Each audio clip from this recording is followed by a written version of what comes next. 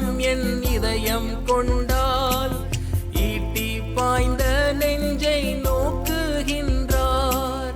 தீட்டுள்ள எண்ணம் என் இதயம் கொண்டால் ஈட்டி பாய்ந்த நெஞ்சை நோக்குகின்றார்.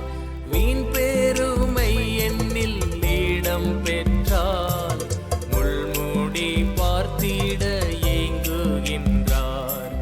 வீண் பெருமை என்னில் இடம் பெற்றால் முள்முடி பார்த்திட ஏங்குகின்றார். சிலுவை நாதர் இயேசுவின். ஆண்டவராகிய இயேசு கிறிஸ்துவின் மகோன்னத நாமத்தில் உங்களை அன்புடன் வாழ்த்துகிறோம். பரிசுத்த வேதாகமத்தில் நீதிமொழிகளின் புஸ்தகம் 6ஆம் அதிகாரம் 16ஆம் வசனத்தில் 6 காரியங்களை கர்த்தர் வெறுக்கிறார், 7 அவருக்கு அருவருப்பானவைகள் என்று வாசிக்கிறோம். அதன் தொடர்ச்சியாக 19ஆம் வசனத்தில் அபத்தம் பேசும் பொய்சாட்சி, சகோதரருக்குள்ளே விரோதத்தை உண்டு பண்ணுதல் ஆகிய இவைகளே என்று நாம் வாசிக்கிறோம். இந்த பட்டியலிலே கடைசியாக வருவது சகோதரர்கள் மத்தியிலே விரோதத்தை உண்டு பண்ணுதல் என்கின்ற ஒரு குணத்தை பார்க்க. இது சாத்தானுடைய குணாதிசயமாக இருக்கிறது. சாத்தான் ஆதி மனிதனாகிய ஆதாம் ஏவாள் இவர்களிடத்திலே வஞ்சிப்பதற்காக சர்ப்பத்தின் வேஷத்திலே வந்தபோது அவன் அவர்களிடத்திலே தேவனை குறித்ததான ஒரு சந்தேகத்தை உருவாக்கினான். ஏவாளின் மனதிலே ஒரு சந்தேகம் உருவாயிற்று. நீங்கள் தேவர்களைப் போல ஆவீர்கள் என்று அவர் அறிவார் என்று அவன் கூறினான்.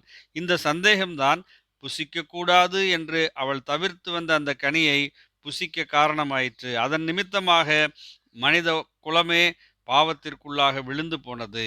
இன்றும் சாத்தானுடைய மிகப்பெரிய திட்டம் சகோதரர்கள் நடுவில் கலகம் உண்டாக்குவது.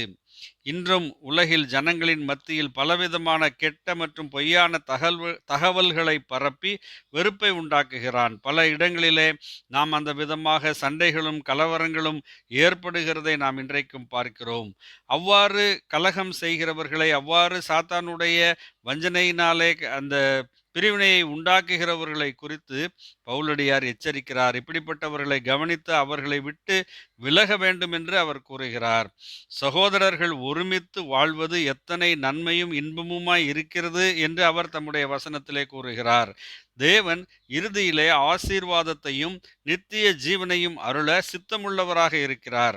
நாம் சாத்தானின் வழியில் சென்று நித்திய நரகத்தை அடைய வேண்டுமா, அல்லது தேவதாசர்கள் மூலமாய் நற்காரியங்களை சுவிசேஷமாய் அறிவிப்பதை கேட்டு அவரை சொந்த இரட்சகராக ஏற்றுக்கொண்டு அவர் மூலமாய் சாத்தானின் பிடியிலிருந்தும் பாவத்தின் பிடியிலிருந்தும் விடுதலையாகி தேவனுடைய பிள்ளைகளாக மாறி நித்திய சந்தோஷ வாழ்வு வாழ வேண்டுமா?